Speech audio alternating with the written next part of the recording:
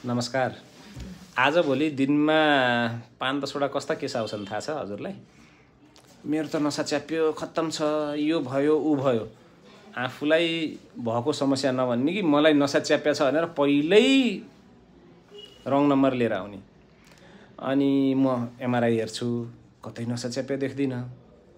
अनि उहाँलाई भन्छु तपाईँ त नसा च्याप्या छैन। अनि उहाँहरूको उत्तर मलाई के हुन्छ थाहा छ? मलाई त नसा च्याप्या छ, तपाईले भनेको कुरो विश्वास लागेन। मैले त 6 महिना उपचार गरिसकेँ, 2 वर्ष उपचार गरिसकेँ, 5 वर्ष उपचार गरिसकेँ, यो उपचार गरेँ, त्यो उपचार गरेँ, यहाँ गएँ त्यहाँ गएँ। उहाँहरूले नसै च्याप्याको उपचार गरिरहनु भएको छ। तिलक भण्डारी भाइ हुनुहुन्छ प्युठानबाट। अनि केरला सेरला इन्डिया घुमेर एमआरआई सेमआरआई गर्नुभयो। नसा त खासै च्याप्या कतै पनि छैन। गर्दनसम्मको एमआरआई गर्नुभएको छ। नसा चाहिँ कतै पनि च्याप्या छैन। नसा च्याप्यो भनेर पठाइदियो। त्यो रङ नम्बर लिएर उहाँ रन्थने हुनुहुन्छ। लाउन नि नसा च्याप्यो भनेर नसा च्याप्यो उपचार गरे हुनुहुन्छ। कति भयो नसा च्याप्योको उपचार गर्न लाग्यो? यो त मेरो तपाईको 10-11 वर्षभन्दा माथि भयो। अनि उहाँको कन्सर्न भनेको यहाँ त डिस्क बल लेख्या छ हैन, हल्का डिजेनरेसन लेख्या छ। अनि मैले अर्को पनि फेरि उहाँ नेपाल फर्केर अर्को पनि एमआरआई गर्नुभएको छ। अब डाक्टर साहबले रेडियोलोजिस्ट डाक्टर साहबले के लेखिदिनु भएको छ भने no MRI evidence of nerve compression, नसा च्याप्पेकै छैन भनेर लेखिदिइरहनु भएको छ त। आजको मोडर्न मोबाइल चलाउने, बस्ने, काम गर्ने युगमा, दौडभागको युगमा डिस्क बल्ज नहुने त दुनियाँमा एमआरआई नै पाउन गाह्रो हुन्छ। अनि कहिलेकाहीँ डिस्क यसरी डिजेनरेसन भइरहेको हुन्छ, डेसिकेसन भइरहेको हुन्छ, हड्डी खिरहेको हुन्छ। 17-18 वर्षपछि हड्डी खिन सुरु हुन्छ। त्यति नहुने मान्छे त पाउनै गाह्रो हुन्छ, दुनियाँमा हुँदैन। अनि त्यो एमआरआईको रिपोर्टमा छ भन्दैमा हामी डराउनु चाहिँ पर्दैन, त्यो सबैमा हुन्छ है। यो पनि एउटा नसा च्याप्या भनेर 6 महिना उपचार गरेर आएको एकजना बिरामी, मेरो बिरामीको एमआरआई हो।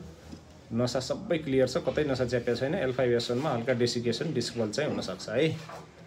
डिस्क बल्ज, डेसिकेसन यो सबैमा हुन्छ, रोग होइन भनेर मैले पहिले पनि भनिरहेको छु हजुरहरूलाई। अनि यो एक्जियल सेक्सन हो, नसा कतै पनि च्याप्या छैन। L5S1 मा हल्का डिस्क बल्ज छ, नसा चाहिँ कतै पनि च्याप्पेको छैन।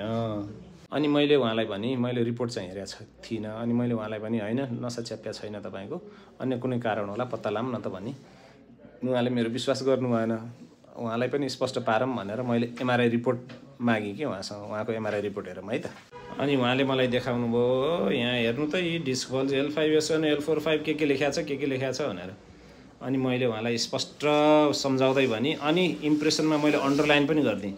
ल त्यसलाई डेफिनेट रूपमा डाक्टर साहबले यहाँ लेखिदिनु भएको छ, रेडियोलोजिस्ट डाक्टर साहबले। अनि जे लेखे पनि लास्टमा के लेख्नु भएको छ, no definite nerve root compression, no significant canal compromise.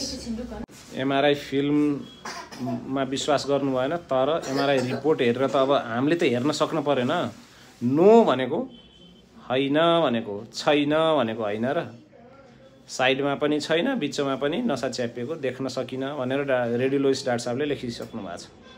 अनि उपचार बनाएको छ, यो उपचार ऊ उपचार, यति थरीका उपचार छन् नि। महिनौँ उपचार गरेको छ, रिजल्ट आएको छैन। कारणै अर्को छ त। त्यही भएर हजुरले पनि आफ्नो एमआरआईमा हेर्नुहोस्। यस्ता एमआरआई थुप्रै हुन्छन्, नसा च्याप्या भनेर थुप्रै बिरामी आउनुहुन्छ। अनि रिपोर्टमा डिस्क बल्ज आदि इत्यादि थुप्रै चिज लेखिया हुन्छ। L45 L5S1 त्यो लेख्नै पर्छ। रिपोर्टमा के लेख्ने त, त्यो कहाँ के भएको छ भनेर त लेख्न पर्यो नि। तर त्यहाँ लास्टमा हेर्नुहोस्, no nerve root compression, no compression, no canal compromise, यो सबै भन्नुको अर्थ नसा च्याप्या छैन। डिस्क बल्ज एउटा बच्चाको गर्दा पनि देखिन सक्छ। एमआरआई गर्दा सबैभन्दा बढी देखिने चिज नै डिस्क बल्ज हो। स्वस्थ व्यक्तिको एमआरआई गर्दा पनि डिस्क बल्ज देखिन सक्छ। मेरो त 3-4 ठाउँमा छ, बसिरहन पर्छ बढी। डिस्क लचिलो मेटेरियल हो, माथिबाट कुनै पनि प्रेसर भयो, बस्दा, निहुरिँदा, काम गर्दा त्यो बल्ज हुन्छ। अनि हामीले के बुझ्नुपर्छ भने हामी दुनियाँमा कोही पनि व्यक्ति पर्फेक्टली जन्मेर आएको छैन। सबै सधैँ भएर एमआरआई गर्दा देखिने दुनियाँमा एकजना पनि हुँदैन है। यो स्पष्ट रूपमा राख्नु होला। अनि त्यो अस्पष्टता एमआरआईले देखाइदिन्छ। हेर्नुहोस्, यहाँ यो डिफेक्ट छ, त्यहाँ त्यो डिफेक्ट छ, डक्टरले त्यो हल्का केही लेख्नै पर्यो त्यो देखिसकेपछि। अनि त्यसमा दिमाग घुसाउनु जरुरी छैन।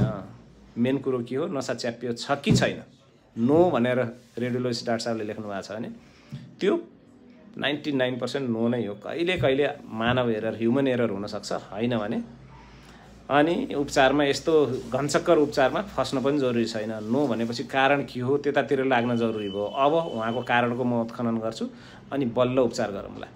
उत्खनन नगरेसम्म यस्तो केसमा उपचार गरेर केही फाइदै छैन। तपाईँ पनि स्पष्ट हुनुहोस् है। अनि आफ्नो एमआरआई रिपोर्ट हेरिहाल्नुहोस् आजै।